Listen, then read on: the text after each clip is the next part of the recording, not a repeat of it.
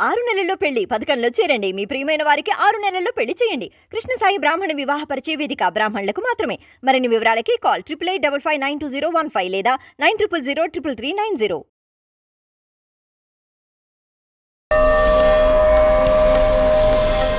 మనము శ్రీ మహావిష్ణువుని కొలుచుకునేటప్పుడు దామోదరుడు అనే ఒక నామం ముఖ్యంగా కార్తీక మాసంలో ఎక్కువ వింటూ ఉంటాం, ఎందుకంటే అధిదేవత అని. అయితే ఈ దామోదర లీల కథ అందరికీ తెలిసిన అందులో ఒక ముఖ్యమైన విషయం గురించి చెప్తారు. యశోదమ్మ తాడుతో కట్టేస్తుంది అని అనుకున్నప్పుడు ఒక 2 అంగుళాలు తక్కువ అవుతుంది, మళ్ళీ ఆవిడ ప్రయత్నం చేస్తోంది, మళ్ళీ తక్కువ అవుతుంది అని. దీనికి సంబంధించి మనం దీన్ని ఎలా చూడాలి? భగవంతుడు ఎప్పుడు లొంగిపోతాడు? దామోదర లీల చాలా విశేషమైన అండి. దామము ఉదరమునందు కలిగిన కృష్ణుడు అని అంటారు.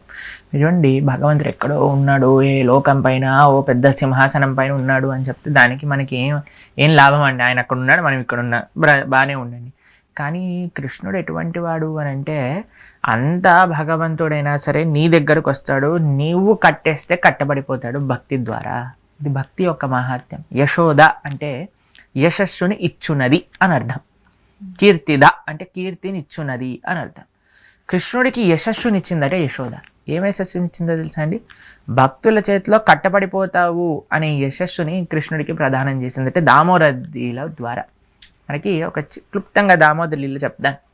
ఒకసారి యశోదమ్మ అన్ని కంప్లైంట్స్ వింటుంది, కృష్ణుడు అక్కడ దొంగతనం చేస్తున్నాడు, ఇక్కడ దొంగతనం చేస్తున్నాడు అంటే యశోదమ్మ అనుకున్నదట, అరే ఇంత వెన్నుంది, ఇంత పాలున్నాయి, ఇంత పెరుగున్నాయి, ఇంత నెయ్యి ఉంది, కానీ వీడు ఎందుకు బయటికి వెళ్ళి దొంగతనం చేస్తున్నాడు అంటే, మనం తయారు చేసే వాళ్ళు బాగా తయారు చేయట్లేదేమో, నేనే చేస్తా అని ఆవిడే స్వయంగా వెళ్ళి పాలు పితికిందట. ఆవిడే స్వయంగా పాలను తీసుకొచ్చి, అది కూడా ఎటువంటి పాలు అని అంటే పద్మగంధ అనే ఒక విశేషమైన పాలు. అవి ఎటువంటివి అని అంటే, ఆ పాలలో నుంచి తామర పువ్వు యొక్క వాసన వచ్చేదట, పద్మగంధ అని పేరు. అయితే ఆ పాలు తీసుకొచ్చి ఆవిడే స్వయంగా కాచి దాన్ని తోడేసి పెరుగు చేసి పెరుగుని చిలుకుతూ వెన్న తయారు చేస్తూ ఉందన్నమాట. ఎలా తయారు చేస్తుంది అంటే, చేతులు చిలుకుతూ ఉన్నాయి, తర్వాత మనస్సు నుంచి కృష్ణుడిని స్మరిస్తూ ఉంటుంది. కృష్ణుడు ఇలా చేశాడు, కృష్ణుడు అలా చేశాడు అని స్మరించటమే కాకుండా పాడుతూ ఉందన్నమాట కృష్ణుడి యొక్క లీలలన్నీ. భక్తిలో 3 ముఖ్యమండి. భగవంతుడి పైన ప్రేమ ఉన్నప్పుడు మనకి మన కర్మను వదులుకోకూడదు.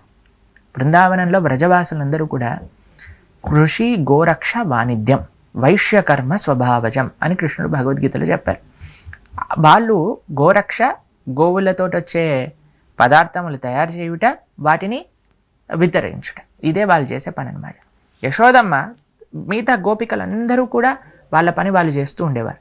చేస్తూ ఉన్నప్పుడు భక్తి అంటే ఏంటి అంటే, మనం చేసే కర్మ, మనం చేసే డ్యూటీ, మనకుండే బాధ్యతలు, వీటన్నిటిలో ఒక 2 ఎలిమెంట్స్ యాడ్ చేయాలి. ఏంటో తెలుసా అండి? భగవంతుడు కోసం చేయుట, భగవంతుడిని తలుచుకుంటూ చేయుట. యశోదమ్మ వెన్న తీస్తుంది, వెన్న తీయటం గోపికల యొక్క డ్యూటీ. కానీ ఎవరి కోసం తీస్తుంది? కృష్ణుడి కోసం తీస్తుంది. ఎలా తీస్తుంది? కృష్ణుడిని స్మరించుకుంటూ కృష్ణ నామాన్ని చెప్తూ తీస్తుంది. అంతే అండి. మనం అన్ని బాధ్యతలను చేయొచ్చు, భగవత్పరమై భగవంతుడి కోసం భగవంతుని తలుచుకుంటూ చేయాలంతే. అయితే ఇలా చేస్తుంది. కృష్ణుడు లేచాడు, ప్రొద్దున పూట లేచాడు, అమ్మ నాకు ఆకలేస్తుంది, నాకు పాలు కావాలి అన్నాడు. సరే నాన్న నీకు పాలు ఇస్తాను అని పాలు తాగిస్తుంది. అంత లోపల కిచెన్ లోపల నుంచి పాలన్నీ కూడా పొంగిపోతూ ఉన్నాయన్నమాట. చూడండి, మీకు ఈ అనుభవం ఉందో లేదో, అంతసేపు నించొని ఇలా తిరగంగానే పాలు పొంగిపోతాయి. పాపం ఈ యశోదమ్మ ఎంతసేపు బాగానే ఉన్నాయి ఈ పాలు, కానీ ఎప్పుడైతే కృష్ణుడు పాలు తాగడానికి వచ్చాడో అప్పుడే పొంగిపోతున్నాయి అనమాట. మన ఆచార్యులు చెప్తారు ఎందుకు పాలు పొంగాయి అని, చాలా రూల్స్ చెప్తారనమాట, కారణాలు చెప్తారు. ఏంటి అని అంటే, పాలు అనుకున్నాయట, నేను ఇంత కాగుతున్నాను, ఇంత మరుగుతున్నాను, కింద ఇంత వేడి పెట్టారు నాకు, నేను అనుకున్నాను కృష్ణుడు నన్ను తాగుతారేమో, నన్ను వదిలేసి యశోదమ్మ పాలు తాగిస్తున్నా, నా జీవితం వ్యర్థం అనుకున్నాయంటే పాలు. ఇంకో కారణం ఏంటి అంటే, అరే కృష్ణుడిని స్మరించుకుంటేనే తాపం పోతుంది, వేడిపోతుంది అని అంటారు, కృష్ణుడిని దర్శనం చేస్తున్నా అయినా సరే నా వేడిపోవట్లేదు ఏంటి అని. ఇంకొకటి అంటారు, కృష్ణుడికి సేవ చేయాలి అని ఆ పాలకి ఎంత త్వరత ఉందట అంటే అవి దుంకేస్తున్నాయట, నేను కూడా కృష్ణుడికి వెళ్తాను, నేను కూడా కృష్ణుడికి సేవ చేస్తాను. అంత లోపల యశోదమ్మకి మాడిన వాసన వచ్చింది, కృష్ణుడిని వదిలేసి లోపలికి వెళ్ళి ఆ కుండని దించి కింద పెట్టేసింది. మీరు చూడండి, చాలా ఆశ్చర్యం ఏంటంటే, ఒక కుండ పాలను కాపాడడానికి వెళ్ళింది యశోదమ్మ, కానీ ఆ ప్రయత్నంలో మొత్తం మొత్తం ఇంట్లో ఉండే పాలన్నీ కూడా వేస్ట్ అయిపోయాయి. ఎందుకు? కృష్ణుడు ఒక రాయి పట్టుకొని మొత్తం పాలనన్నింటినీ కూడా ఇరగొట్టేసి మొత్తం పాలని కింద పడేశాడు, వెన్న మొత్తం కింద పడేశాడు, పెరుగు మొత్తం కింద పడేశాడు, నెయ్యి మొత్తం కింద పడేశాడు. యశోదమ్మ అనుకుందట, అయ్యో ఎంత అల్లరి పిల్లోడు వీడు, ఎంత అల్లరి చేస్తున్నాడు, ఇంకా అల్లరికి ఎక్కడైనా పులి స్టాప్ పెట్టాలి అని కృష్ణుడు వెనకాల పరిగెత్తుతుందట. కృష్ణుడు పరిగెత్తుతున్నాడు, యశోదమ్మ పరిగెత్తుంది, కృష్ణుడు పరిగెత్తుంది, యశోదమ్మ పరిగెత్తుంది. యశోదమ్మ తల నుంచి పూలు పడిపోయాయి. మన ఆచార్యులు చెప్తారు పూలు ఎందుకు పడిపోయాయి అని అంటే, కొన్ని పూలు అనుకున్నాయట, అమ్మో ఇంత ప్రయత్నం చేస్తుంది యశోదమ్మ, ఆవిడికి ఇంకా బర్డెన్ అవ్వకూడదు మనం అని కొన్ని పూలు పడిపోయాయి. కొన్ని పూలు అనుకున్నాయట, ఈమె కర్ర పట్టేసుకొని కృష్ణుడి వెనకాల పరిగెత్తుతుంది, కొట్టేస్తుందేమో, ఈవిడికి వచ్చే పాపంలో మేము భాగ్యస్వామ్యం పంచుకోవద్దని ఇంకొన్ని పూలు కింద పడిపోయాట.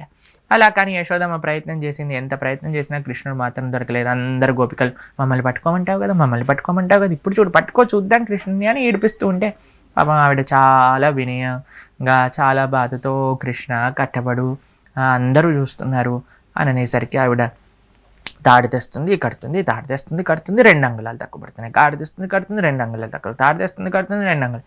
వాళ్ళ ఇంట్లో ఉండే ఆవులకు ఉన్న తాళ్ళన్నీ కట్టేసింది, మిగతా గోపికల దగ్గర ఉన్న తాళ్ళన్నీ కట్టేసింది, అయినా సరే కట్టబడలేదు. చివరికి ఆ ప్రార్థన చేసినప్పుడు కృష్ణుడు కట్టబడ్డాడు. 2 అంగుళాలు తక్కువ వచ్చింది అని అంటారు. ఏంటి ఆ 2 అంగుళాలు అంటే, భగవంతుణ్ణి పొందడానికి మన ప్రయత్నం, భగవంతుడి యొక్క కృప, ఈ 2 జోడవ్వాలండి. కేవలం ఏదో చాలామంది అంటుంటారు, భగవంతుడు కరుణిచ్చినప్పుడే కరుస్తాడు. కాదయ్యా, నువ్వు ప్రయత్నం చెయ్యి, నువ్వు ప్రయత్నం చేసినప్పుడు భగవంతుడి యొక్క కృప వస్తుంది. అంతేకాని నా ప్రయత్నం, నా సాధన, నేను ఇది చేసినందుకు భగవంతుని పొందా, sorry sir, that is also false. కేవలం భగవంతుడి యొక్క కృప పైన కేవలం భగవంతుడి యొక్క కృప వస్తుంది వెయిట్ చేయకు, నీ ప్రయత్నం నువ్వు చెయ్యి, భగవంతుడి యొక్క కృప కూడా కావాలి. అలా అని నా ప్రయత్నంతో సాధించాను అనుకోకు, నీ ప్రయత్నం ఎంతైతే ముఖ్యమో భగవంతుడి యొక్క కృప అంతే ముఖ్యము. అది దామోదర లీల యొక్క అంతరార్థం. ఆ లీల జరిగింది దీపావళి రోజున. అందుకే ఈ నెల మొత్తం కూడా కార్తీక దామోదరము వ్రతము అని అంటారు. దామోదరుడికి విశేషంగా దామోదర అష్టకము అని ఒక అష్టకం ఉంటుంది, దాన్ని పారాయణ చేయుట, అలానే దామోదరుడికి నేతి దీపాలు సమర్పణ చేయుట, ఇవన్నీ చాలా విశేషం. అంటే మనకి చాలా సులభంగా లొంగిపోవడానికి పరమాత్మ సిద్ధంగా ఉంటారు, మన ప్రయత్నం మనం చేయాలి అంతే.